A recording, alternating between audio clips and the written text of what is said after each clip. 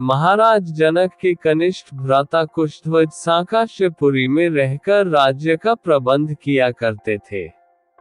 सीता के विवाह का समाचार पाकर महाराज वे भी सांकाश्यपुरी से मिथिला आ गए। अपने अग्रज महाराज जनक तथा गुरु शतानंद जी को प्रणाम करने के पश्चात वे बोले, हे भ्राता, अयोध्यापति पधार चुके हैं, इसलिए अब विवाह संबंधी कार्यों का शुभारंभ कर देना चाहिए। इस पर जनक जी ने शतानंद जी से कहा, हे गुरुवर, भाई कुशध्वज के कहने के अनुसार हमें शुभ रीतियों और विधि विधानों के अनुसार कार्य प्रारंभ करना चाहिए। अतः आप शीघ्र जाकर अयोध्यापति महाराज दशरथ को राजकुमारों सहित आदर पूर्वक यहाँ लिवा लाइए। शतानंद जी जनवासे में महाराज दशरथ के पास पहुँचे और उनसे आदर पूर्वक बोले, महाराजाधिराज, मिथिला नरेश महाराज जनक अपने कनिष्ठ भ्राता कुशध्वज, परिजनों एवं समस्त मंत्रियों के साथ आपके दर्शनों के लिए उत्सुक हैं और अपने दरबार में आपकी प्रतीक्षा कर रहे हैं। इसलिए आप अपने मंत्रियों सहित पधार कर उन्हें कृतार्थ कीजिए।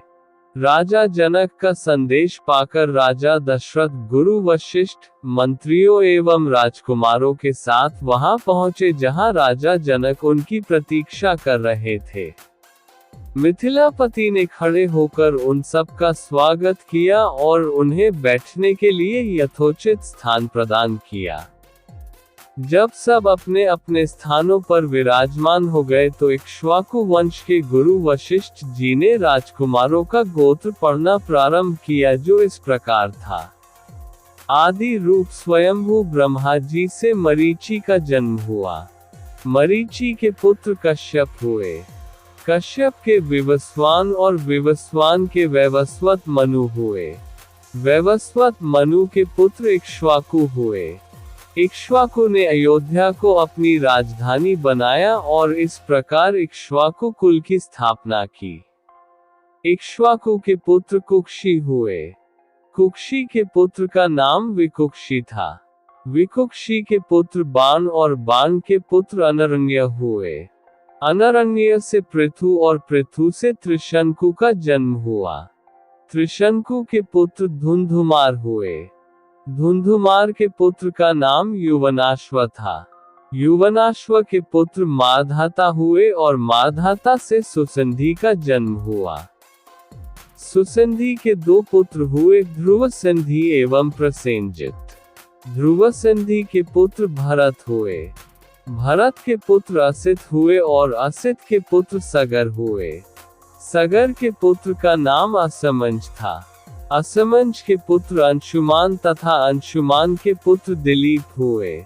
दिलीप के पुत्र भागीरथ हुए। इन्हीं भागीरथ ने अपनी तपोबल से गंगा को पृथ्वी पर लाया। भागीरथ के पुत्र ककुतस्थ और ककुतस्थ के पुत्र रघु हुए। रघु के अत्यंत तेजस्वी और पराक्रमी नरेश होने के कारण उनके बाद इस वंश का नाम रघुवंश हो गया। रघु के पुत्र प्रवृद्ध हुए, जो एक शाप के कारण राक्षस हो गए थे। इनका दूसरा नाम कल्माशपाद था। प्रवृद्ध के पुत्र शंखन और शंखन के पुत्र सुदर्शन हुए। सुदर्शन के पुत्र का नाम अग्निवर्ण था। अग्निवर्ण के पुत्र शीघ्रग और शीघ्रग के पुत्र मरु हुए। मरु के पुत्र प्रशुश्रुक और प्रशुश्रुक के पुत्र अम्बरीश हुए। अम्बरीश के पुत्र का नाम नहुष था। नहुष के पुत्र ययाति और ययाति के पुत्र नाभाग हुए। नाभाग के पुत्र का नाम अज था। अज के पुत्र दशरथ हुए और दशरथ के ये चार पुत्र रामचंद्र, भरत, लक्ष्मण तथा शत्रुघ्न हैं। इक्ष्वाकु कुल का वर्णन करने के पश्चात वशिष्ठ जी ने कहा, हे राजन, अब आप भी अपनी वंश परंपरा का परिचय दीजिए, क्योंकि विवाह जैसे मांगलिक अवसरों पर दोनों ही कुल अपने अपने वंश का परिचय देते हैं। महाराज जनक बोले, महर्षि, आपने सर्वथा उचित बात कही है। अब मैं भी अपने कुल का परिचय देता हूँ। प्राचीन काल में निमि नामक एक धर्मात्मा राजा थे। उनके मिथि नामक पुत्र हुआ जिन्होंने मिथिला बसाई। मिथि के पुत्र का नाम जनक था, उन्हीं के नाम पर मिथिला के राजा लोग जनक कहलाते हैं। जनक के पुत्र उदावसु और उदावसु के पुत्र नंदिवर्धन हुए। नंदिवर्धन के पुत्र का नाम शूरवीर था। शूरवीर के पुत्र सुकेतु और सुकेतु के पुत्र देवरात हुए। देवरात के पुत्र का नाम बृहद्रथ था। बृहद्रथ के पुत्र महावीर और महावीर के पुत्र सुधृति हुए। सुधृति के पुत्र का नाम धृष्टकेतु था। धृष्टकेतु के पुत्र हर्यश्व और हर्यश्व के पुत्र मरु हुए। मरु के यहाँ प्रतींधक की उत्पत्ति हुई। प्रतींधक के पुत्र कीर्तिर्थ, कीर्तिर्थ के पुत्र देवमीर, देवमीर के पुत्र विबुध और विबुध के पुत्र महींद्रक हुए। महींद्रक के पुत्र का नाम कीर्तिर्थ था। कीर्तिर्थ के पुत्र महारोमा, महारोमा के पुत्र स्वर्णरोमा और स्वर्णरोमा के पुत्र हृस्वरोमा हुए। हृस्वरोमा के 2 पुत्र हुए। उनमें से बड़ा मैं हूँ और मुझसे छोटा कुशध्वज है। हम दोनों भाई इसी प्रदेश में रहकर राजकाज संभालते थे। कुछ काल पहले सांकाश्य के पराक्रमी राजा सुधन्वा ने मिथिला पर आक्रमण कर दिया। वह चाहता था कि मैं सीता का विवाह उसके साथ कर दूं। मैंने उसकी मांग पूरी नहीं की, इसलिए उसके साथ मेरा युद्ध हुआ जिसमें सुधन्वा मेरे हाथ से मारा गया। तब से मेरा कनिष्ठ भ्राता कुशध्वज सांकाश्य पर शासन करता है और मैं मिथिला पर। मैं अपनी बड़ी पुत्री सीता का विवाह राजकुमार रामचंद्र के साथ और छोटी पुत्री उर्मिला का विवाह उनके कनिष्ठ भ्राता लक्ष्मण के साथ करना चाहता हूँ। मैं 3 बार इस बात को दोहरा कर अपनी दोनों कन्याएं आपको वधुओं के रूप में समर्पित करता हूँ। फिर वे राजा दशरथ से कहने लगे, हे नृपश्रेष्ठ, अब आप इनसे गोदान कराकर नांदीमुख श्राद्ध का कार्य संपन्न कीजिए। इसके पश्चात लोक प्रचलित पद्धति के अनुसार विवाह का कार्य आरंभ कीजिए। यह अवसर सर्वथा उपयुक्त एवं कल्याणकारी है। आज मघा नक्षत्र है। आज से तीसरे दिन फाल्गुनी नक्षत्र होगा। इससे अधिक उपयुक्त समय विवाह के लिए दूसरा नहीं हो सकता। आप इन दोनों भाइयों के अभ्युदय के लिए गौ, भूमि, स्वर्ण, तिल आदि का दान कराइए। राजा जनक के कथन समाप्त होने पर महामुनि विश्वामित्र बोले, हे राजन, आप और राजा दशरथ दोनों के ही कुल पूर्णतया धर्मपरायण, कीर्तियुक्त एवं समान है। अतः इन दोनों कुलों में विवाह संबंध सर्वथा उपयुक्त है। सीता और उर्मिला भी राम और लक्ष्मण के सर्वथा उपयुक्त है। आपके कनिष्ठ भ्राता कुशध्वज भी आपकी ही भांति धर्मपरायण एवं प्रतिभा संपन्न है। इनकी भी 2 रूपवती, सुंदर एवं विवाह योग्य कन्याएं हैं। हे नरश्रेष्ठ, मैं चाहता हूँ उनका भी विवाह महाराज दशरथ के 2 योग्य और पराक्रमी पुत्रों, भरत और शत्रुघ्न के साथ हो जाए। विश्वामित्र की बात सुनकर जनक बोले, हे मुनिवर, आपके इस आदेश को स्वीकारते हुए मैं अपने कुल को धन्य समझता हूँ। आप भरत और शत्रुघ्न को आज्ञा दीजिए कि वे कुशध्वज की दोनों कन्याओं, मांडवी एवं श्रुतकीर्ति, को अपनी अपनी पत्नी के रूप में स्वीकार करें। इसके बाद मिथिला नरेश से अनुमति लेकर राजा दशरथ वशिष्ठ जी और विश्वामित्र जी के साथ जनवासे में लौट गए। दूसरे दिन चारों राजकुमारों ने याचकों को 1-1 लाख स्वर्ण मंडित सींगों वाली गोदान दी और भी बहुत सारा धन, आभूषण, रत्न आदि ब्राह्मणों को दान दिए। महाराज जनक के कनिष्ठ भ्राता कुशध्वज सांकाश्यपुरी में रहकर राज्य का प्रबंध किया करते थे। सीता के विवाह का समाचार पाकर महाराज वे भी सांकाश्यपुरी से मिथिला आ गए। अपने अग्रज महाराज जनक तथा गुरु शतानंद जी को प्रणाम करने के पश्चात वे बोले, हे भ्राता, अयोध्यापति पधार चुके हैं, इसलिए अब विवाह संबंधी कार्यों का शुभारंभ कर देना चाहिए। इस पर जनक जी ने शतानंद जी से कहा, हे गुरुवर, भाई कुशध्वज के कहने के अनुसार हमें शुभ रीतियों और विधि विधानों के अनुसार कार्य प्रारंभ करना चाहिए। अतः आप शीघ्र जाकर अयोध्यापति महाराज दशरथ को राजकुमारों सहित आदरपूर्वक यहाँ लिवा लाइए। शतानंद जी जनवासे में महाराज दशरथ के पास पहुँचे और उनसे आदर पूर्वक बोले, महाराजाधिराज, मिथिला नरेश महाराज जनक अपने कनिष्ठ भ्राता कुशध्वज, परिजनों एवं समस्त मंत्रियों के साथ आपके दर्शनों के लिए उत्सुक हैं और अपने दरबार में आपकी प्रतीक्षा कर रहे हैं। इसलिए आप अपने मंत्रियों सहित पधार कर उन्हें कृतार्थ कीजिए। राजा जनक का संदेश पाकर राजा दशरथ गुरु वशिष्ठ, मंत्रियों एवं राजकुमारों के साथ वहां पहुंचे जहां राजा जनक उनकी प्रतीक्षा कर रहे थे। मिथिलापति ने खड़े होकर उन सब का स्वागत किया और उन्हें बैठने के लिए यथोचित स्थान प्रदान किया। जब सब अपने अपने स्थानों पर विराजमान हो गए तो इक्ष्वाकु वंश के गुरु वशिष्ठ जी ने राजकुमारों का गोत्र पढ़ना प्रारंभ किया, जो इस प्रकार था। आदि रूप स्वयंभू ब्रह्मा जी से मरीचि का जन्म हुआ। मरीचि के पुत्र कश्यप हुए। कश्यप के विवस्वान और विवस्वान के वैवस्वत मनु हुए। वैवस्वत मनु के पुत्र इक्ष्वाकु हुए। इक्ष्वाकु ने अयोध्या को अपनी राजधानी बनाया और इस प्रकार इक्ष्वाकु कुल की स्थापना की। इक्ष्वाकु के पुत्र कुक्षी हुए। कुक्षी के पुत्र का नाम विकुक्षी था। विकुक्षी के पुत्र बाण और बाण के पुत्र अनरण्य हुए। अनरण्य से पृथु और पृथु से त्रिशंकु का जन्म हुआ। त्रिशंकु के पुत्र धुंधुमार हुए। धुंधुमार के पुत्र का नाम युवनाश्व था। युवनाश्व के पुत्र माधाता हुए और माधाता से सुसंधि का जन्म हुआ।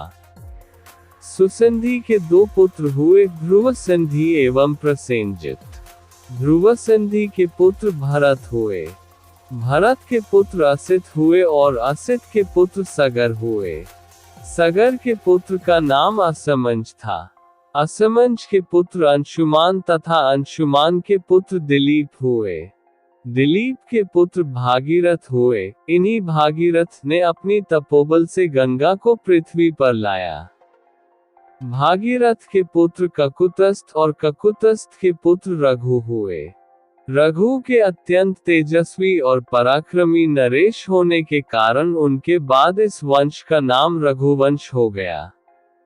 रघु के पुत्र प्रवृद्ध हुए, जो एक शाप के कारण राक्षस हो गए थे। इनका दूसरा नाम कल्माशपात था। प्रवृद्ध के पुत्र शंखन और शंखन के पुत्र सुदर्शन हुए। सुदर्शन के पुत्र का नाम अग्निवर्ण था। अग्निवर्ण के पुत्र शीघ्रग और शीघ्रग के पुत्र मरु हुए। मरु के पुत्र प्रशुश्रुक और प्रशुश्रुक के पुत्र अम्बरीश हुए। अम्बरीश के पुत्र का नाम नहुष था। नहुष के पुत्र ययाति और ययाति के पुत्र नाभाग हुए। नाभाग के पुत्र का नाम अज था। अज के पुत्र दशरथ हुए और दशरथ के ये चार पुत्र रामचंद्र, भरत, लक्ष्मण तथा शत्रुघ्न है।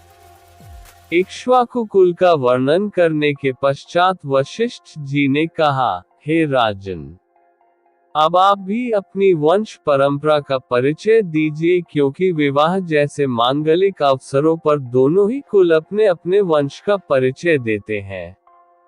महाराज जनक बोले, महर्षि, आपने सर्वथा उचित बात कही है। अब मैं भी अपने कुल का परिचय देता हूँ। प्राचीन काल में निमि नामक एक धर्मात्मा राजा थे। उनके मिथि नामक पुत्र हुआ, जिन्होंने मिथिला बसाई। मिथि के पुत्र का नाम जनक था। उन्हीं के नाम पर मिथिला के राजा लोग जनक कहलाते हैं।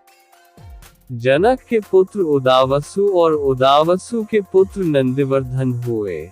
नंदिवर्धन के पुत्र का नाम शूरवीर था।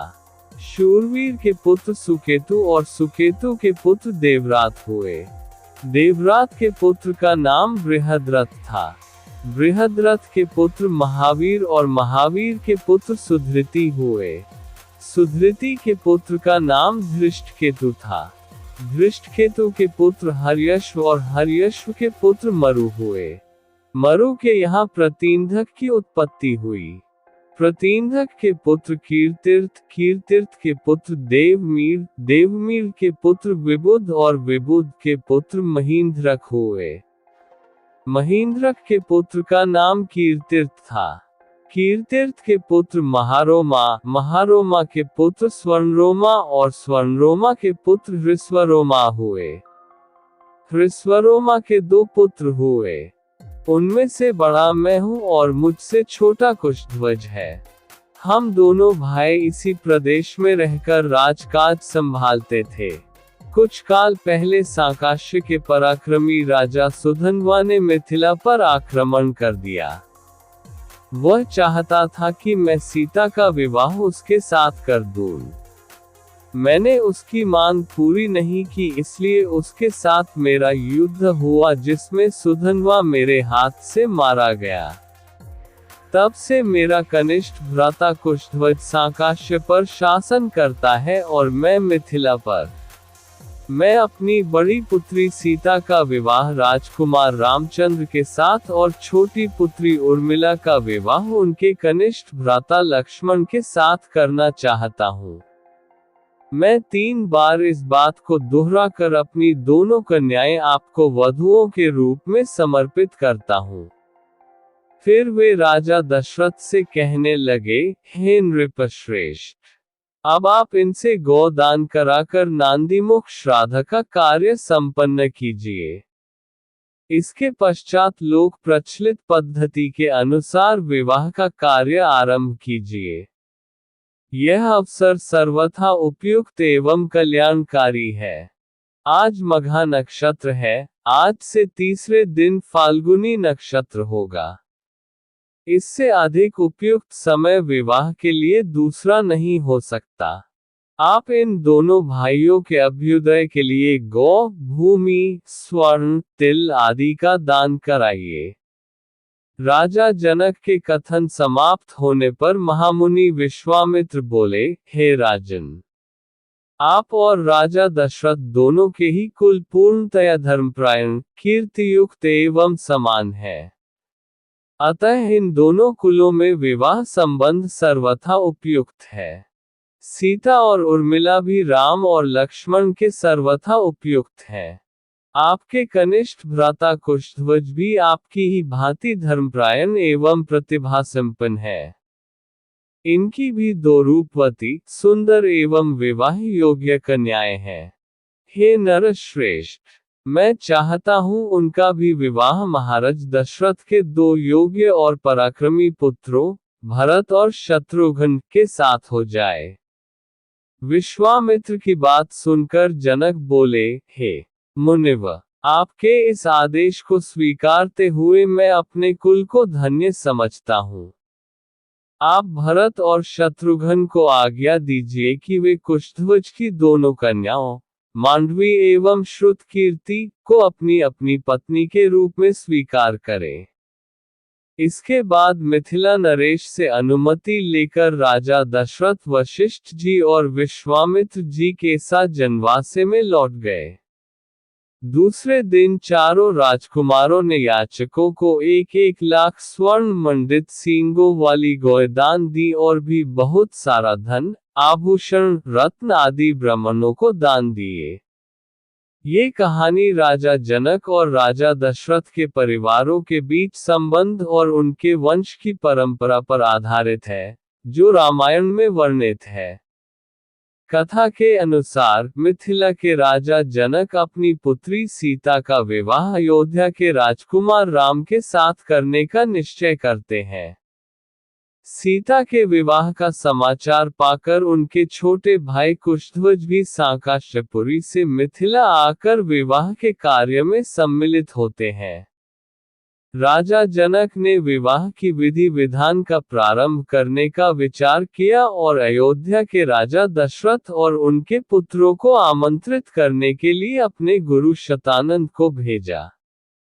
राजा दशरथ गुरु वशिष्ठ और अपने मंत्रियों व चारों पुत्रों राम, लक्ष्मण, भरत और शत्रुघ्न के साथ मिथिला पहुंचे। वहां गुरु वशिष्ठ ने अपने वंश का परिचय दिया, जिसमें उन्होंने इक्ष्वाकु वंश की वंशावली को विस्तारपूर्वक बताया, जो भगवान ब्रह्मा से लेकर राजा दशरथ और उनके चारों पुत्रों तक चली आ रही थी। इसके बाद राजा जनक ने भी अपने वंश की परंपरा का वर्णन किया, जिसमें उन्होंने अपने पूर्वजों का विवरण दिया। राजा जनक ने राम के साथ अपनी पुत्री सीता और लक्ष्मण के साथ अपनी छोटी पुत्री उर्मिला के विवाह का प्रस्ताव प्रस्तुत किया, जिसे राजा दशरथ ने सहर्ष स्वीकार किया। इसके साथ ही मुनि विश्वामित्र ने प्रस्ताव रखा कि जनक के भाई कुशध्वज की कन्याओं मांडवी और श्रुतकीर्ति का विवाह भरत और शत्रुघ्न के साथ भी संपन्न हो। विवाह की शुभ तिथि मघा नक्षत्र से 3 दिन बाद फाल्गुनी नक्षत्र में निर्धारित की गई। इसके बाद चारों राजकुमारों ने याचकों को स्वर्ण से मढ़ी गायों और रत्नादि का दान दिया। इस प्रकार ये कथा न केवल 2 राजवंशों के वैवाहिक संबंधों की कहानी है, बल्कि इसमें धर्म, संस्कृति और परंपराओं के आदान प्रदान का भी विशेष उल्लेख है।